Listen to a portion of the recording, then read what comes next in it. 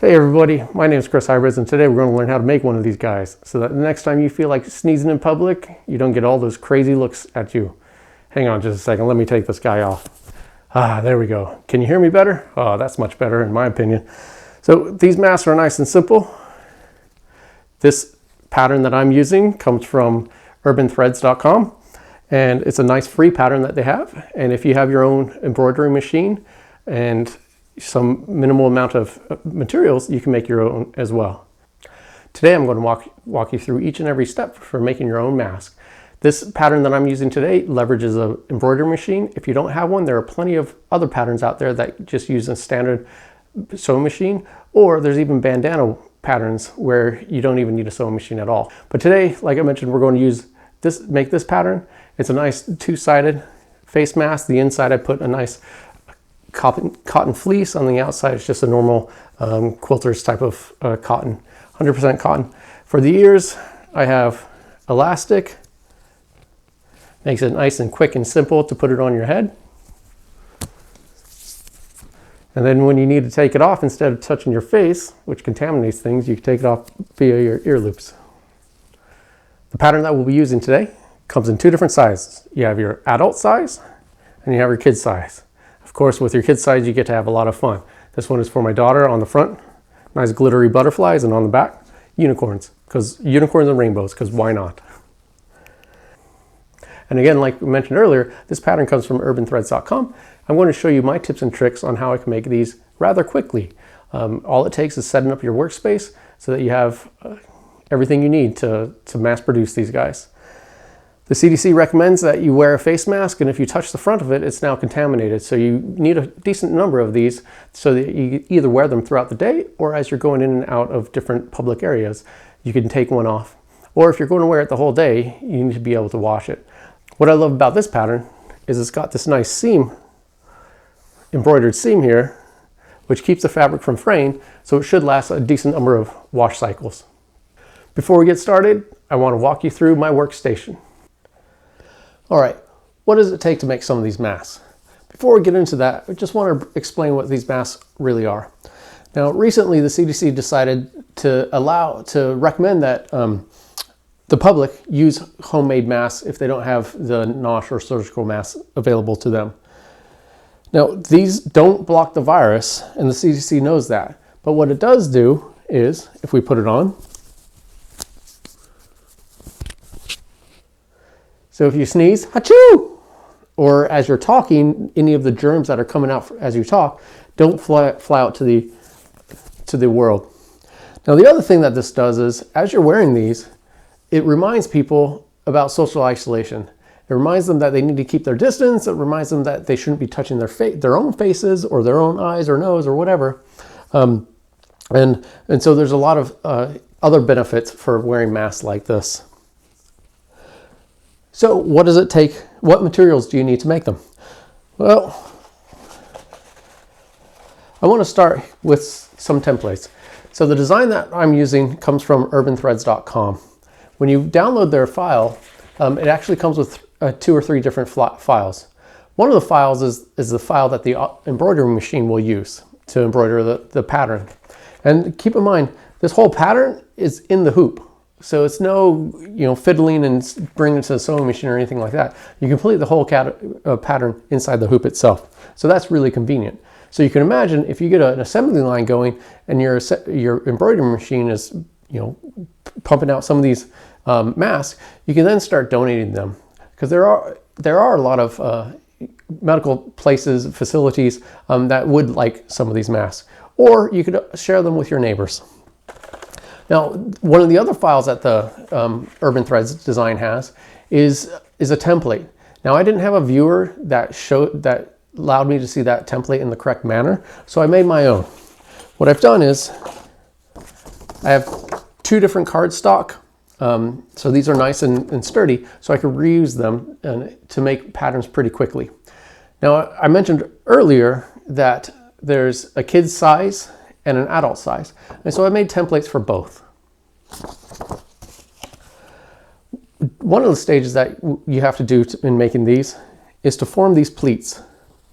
Now, I don't know about you, but I'm terrible at pleats. And the thing is, because all of this is being done in the hoop, your fabric and your pleats need to fit with inside the template that the hoop will draw.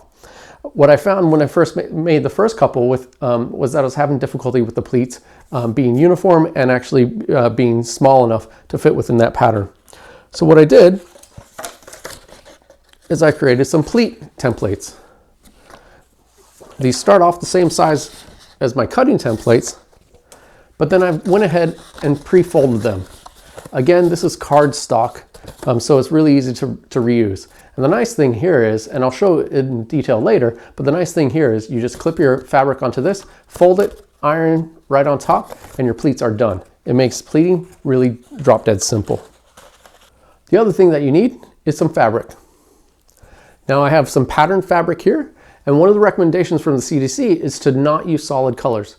If you're to use solid colors, people might mistake that these masks might actually be the proper NOSH 95 or the proper surgeon mask. And so they don't want that confusion. So they really recommend patterns. Because it's patterns, you could have some fun. Like I showed earlier, you could do unicorns, rainbows, or whatever. Here I have Elsa and Anna. And what I have is, for the outside fabric, I just have your normal quilter's cotton. Oh, the CDC also recommends cotton. It's just more comfortable on the human skin. Yeah, things like that. So for the outside, I use just normal quilter's cotton, 100% cotton. For the inside, I use felted cotton, so it's a little bit softer. And so as that rubs against your mouth, it's just a nice, soothing, softer feeling. In addition to fabric, you'll need some sort of elastic. Like I've shown you before, the elastic are for your ear loops. The recommended size for your elastic is 1/4 inch. Now my wife went to Joann's earlier today, and they were saying that as soon as they get elastic in, it's gone. Like it sells out instantly. So you may have to make do with what you have. In this case, I don't have 1/4 inch, I have 3/8 of an inch, but it's reasonably comfortable. If you don't have elastic, you can go ahead and make your own cords. So all I did here was I took 1 inch of fabric, folded it in half and used the iron to press it. Then I folded the halves into the middle again, so it was 1/4 its size, and I pressed it. And then I ran it through my sewing machine so that it formed a nice cord. And so what you do here, instead of using the elastic, is you would put these cords on all 4 corners of the face mask, and then you just tie it around the back. So that's something you could do as well. Additionally, you could, if you have other things like ribbon or pretty much any flat piece of something, you could use that instead. Since this is an embroidery project, we of course need some form of stabilizer. Now it's recommended that you use easy tear away stabilizer, because once it's done, you could tear it away and you could just wear it. You could also use a water soluble stabilizer, but it is recommended that you go ahead and wash it before you use it before you use it the first time. In addition, I have some of these big clips, which as I go through and show you the pleating template, it just makes it much easier. You could also use just needle or even tape for that stage. I also have some blue tape. Because we're doing some heavy, some double layer fabric and we're using pleating in the embroidery machine, the blue tape helps stick the fabric down. You'll see what I mean later. So that covers all the materials that we need. Let's move on to the workstations on what I have set up. Now I've set up 3 workstations, and this really allows me to crank out the face mask. My first workstation is over here. This is where I cut all the fabric.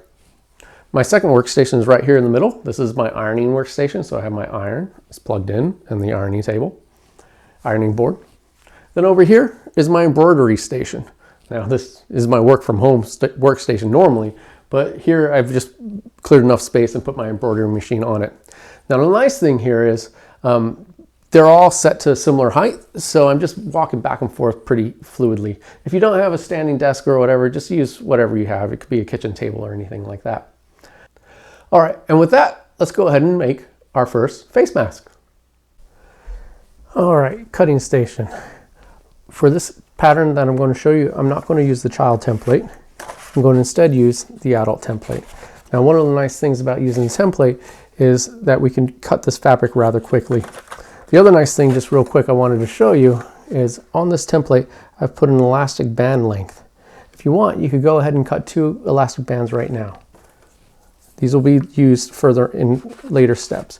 So all you do here is put the elastic band at each end, hold it, and snip. And then do that again, just repeat.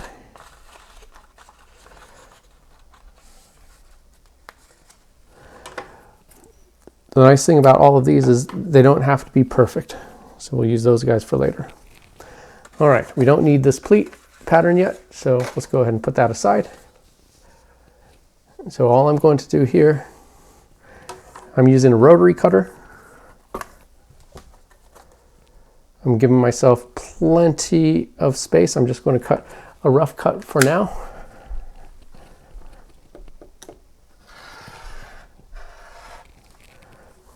That was a terrible cut. So I'm just going to do a rough cut right now.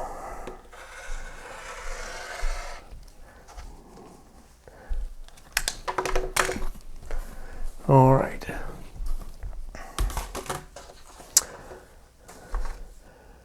When we arrange our fabric, the easy thing to do right now is to go ahead and put the wrong side of the fabric together.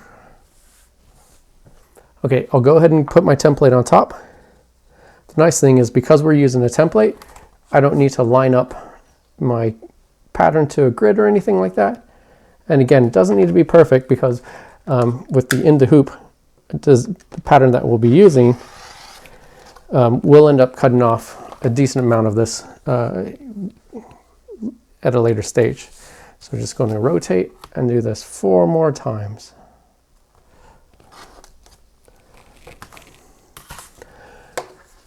And that's it for materials at this time. So here's our nice square for the adult size. And I also have my 2 ear straps. I almost forgot, while I'm at the cutting station, this is the time when I'll also put my stabilizer into my hoop. And I do this because it's nice and easy for me to minimize waste. I just set it in. I'll tighten it up later. And then just using my cutting wheel, and I just, all right. All right, now let's head over to the ironing station and go ahead and make our pleats. If you're going to make a decent number of these, it's nice to have a coworker with you. This one, it's 4-legged, so it's not going to help me cut or sew or anything like that, but it sure is good company. Aren't you a good girl, Ruby? All right, now it's time for us to do pleating. Now I'm not very good at it, like I mentioned earlier, so I'm going to use this template. Now you could easily pin your fabric to the template, but in this case, I'm just going to use these clips.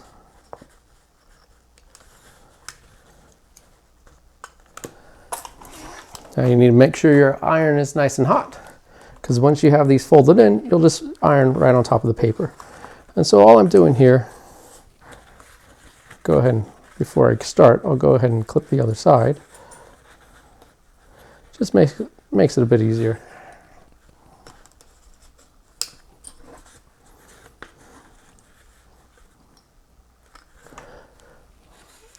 All right, now that that's all clipped up, I can stretch out the paper, and then all I'll do is tuck the fabric in each pleat.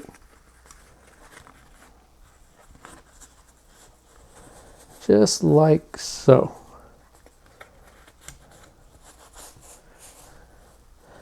Again, this doesn't have to be perfect.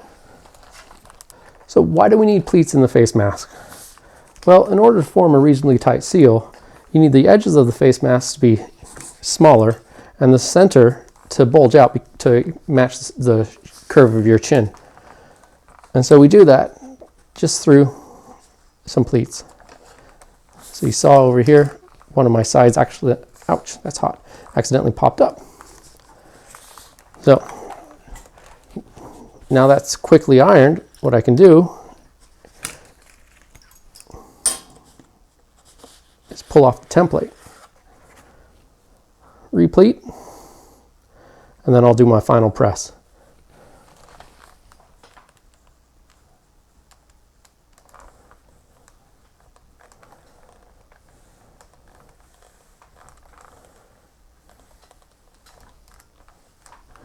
Flip it over. Go ahead and do the other side.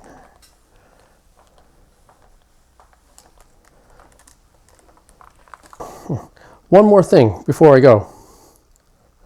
If you notice, I pleated both of these together. I didn't worry about pleating one and then tucking it into the other. So that just makes it nice and quick and simple. All right, let's go embroider. All right, so this is my embroidery machine. First thing I do is I power it on, let it do its calibration.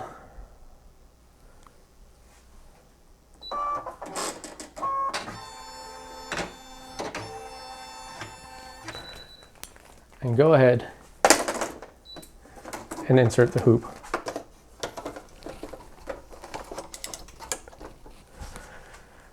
Next I need to load my pattern. This one I've stored onto the machine itself, but you'll know how to use your embroidery machine. So, all right, the first thing that we're going to do is it's going to do an outline stitch. So my thread is already threaded. My bobbin, what I've done with the bobbin that I've gone ahead and spun my own bobbin so the underside thread matches the top thread. It just makes it that much more finished. I've already gone ahead and threaded this machine, so it's all ready to go. All I need to do is have it start.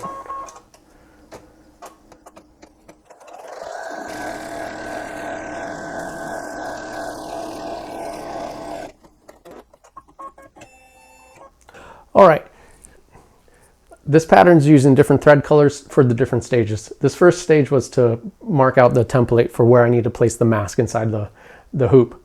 What I'm going to do now is remove the hoop from the embroidery machine. All right, first off, I apologize that it's really hard to see the thread, but there's just a rectangle here. So all I'm going to do here to get it secured is lift up the pattern, check to see that my pleats are far enough away from the edges. That looks good. Come over here. That looks good. In an ideal world, you'd have about an inch, half an inch seam allowance on each side. Like I mentioned, I'm just going to put some blue tape down. Now I've already pre-cut this blue tape just because I've made a few of these today. If you're doing an assembly line of these, I highly recommend that you reuse your blue tape, your masking tape or your blue tape.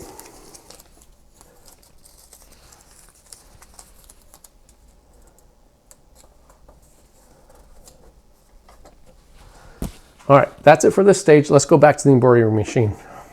All right, back at the embroidery machine, all we have to do is insert our loop. Make sure it's nice and secure.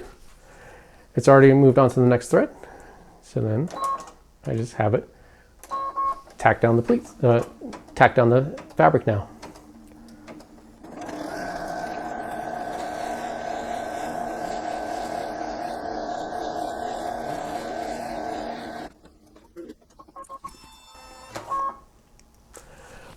All right, I'm going to go ahead and remove the hoop again. I'll take off the blue tape, keep it by my embroidery machine for the next pattern.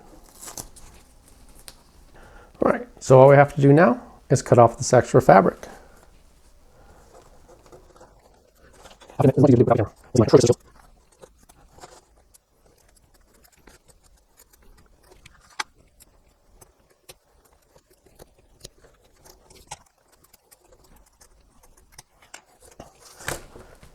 Okay, the next stage that the embroidery machine is going to do is it's going to attach the ear loops. So all we want to do here is put about a 1/4 inch overlap of that seam. Take some more of our blue tape.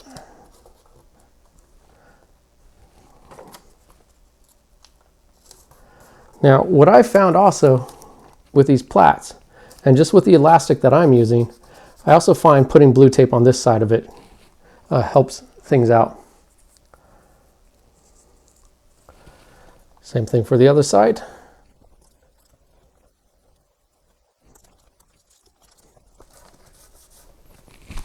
There you go. And now it's ready to go back to the embroidery machine for the next step. All right, here we are back to the embroidery machine. So all we're going to do is insert this hoop again. And then we'll do the next stitch. Whoops, foot down.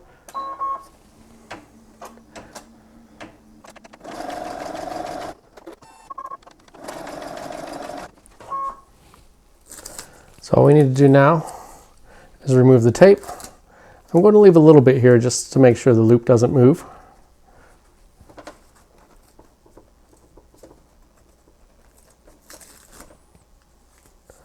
We're going to cut off the extra elastic.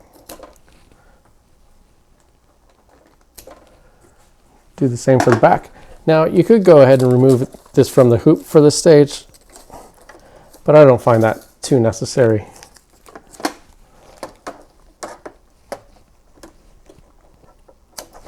I just force my scissors in there and make it work.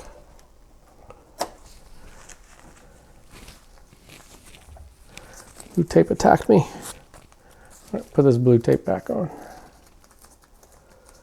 Again, this is just to make sure these loops don't go flying around as it does its final edge stitching.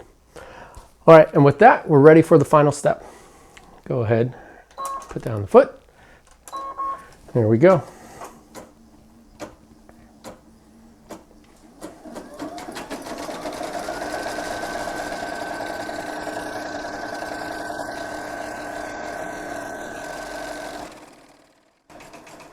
One of the things that I like to do while I'm waiting for this embroidery pattern to finish is go ahead and cut the fabric for another mask.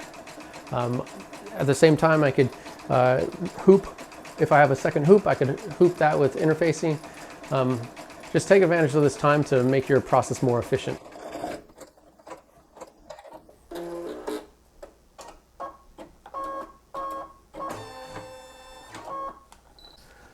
All right, now that that's finished, all we need to do is remove it from the hoop and then tear away the interfacing. Let's go do that now.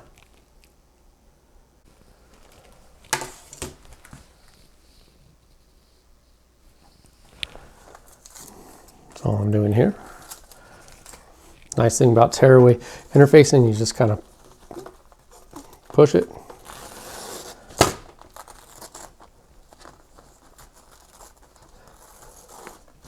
Tears away.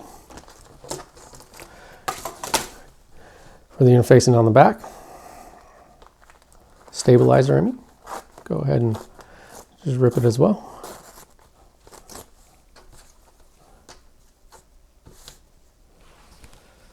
All we're going to do now is clean up some of these threads.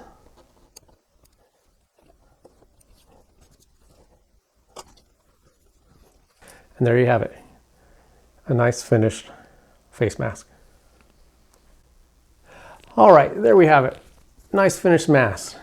It's as simple as taking the ear loops, putting it over your nose, stretch it out, and you're done.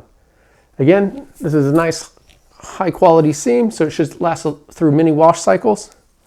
Go ahead and make a few today. You can also look to donate them. I'm going to leave all the resources you need to make this mask in the description below. One other thing, if you are a working from home parent who's been thrust into this having to work and take care of your kids at the same time, my wife has a channel over at Gumnut Station. I'll put a link below, where she's giving out different activities every week. We have a 7-year-old daughter, and for us to work as well as to entertain her or teach her at the same time, we really want these blocks of time where she can go off and do an activity without disturbing us, so that we could go and do our day-to-day work. Again, want to thank everyone. Go ahead and make some masks, and we'll see you next time. Goodbye.